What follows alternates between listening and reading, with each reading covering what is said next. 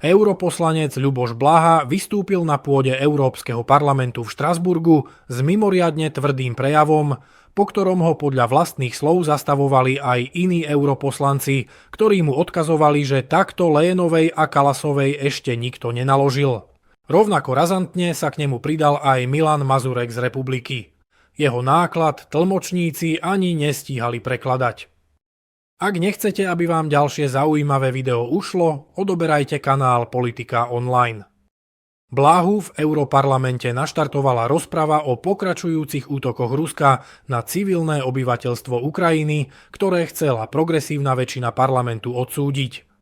Leyenovej tvrdo odkázal, čo si o tom myslí. Prepáčte, ale čo vy tu chcete vyčítať Rusom?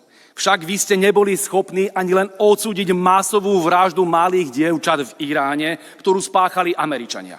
Ani izraelskú genocídu v Gaze, ani vojnové zločiny v Libanone. Čo vy chcete rozprávať Rusom?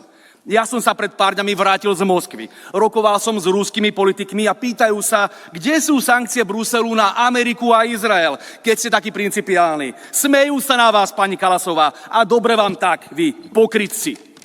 Bol som v Moskve a Stalingrade úctiť si pamiatku našich osloboditeľov od fašizmu. A rovnako do Ruska pôjde aj slovenský premiér Robert Fico. Žiaden iný národ si od Nemcov nevytrpel toľko, čo Rusi.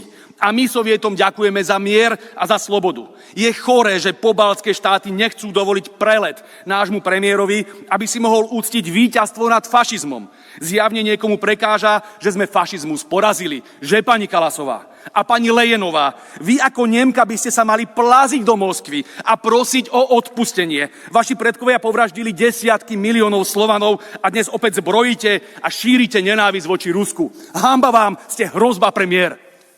Rovnako tvrdo na adresu Únie vystúpil v Europarlamente aj Milan Mazurek, ktorý kritizoval euroúradníkov za zasahovanie do demokratických volieb v niekoľkých členských štátoch, vrátane Slovenska.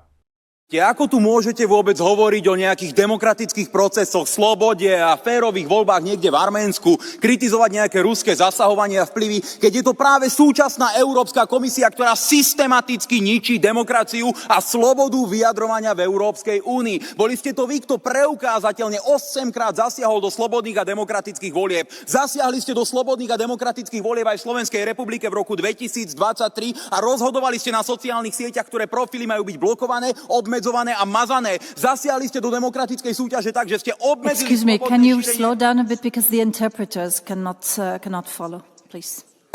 Should I start again? No, but with the last sentence, please. Zasiahli ste do demokracie v Slovenskej republike tak, že ste obmedzili niektorým politikom možnosť slobodného šírenia informácií.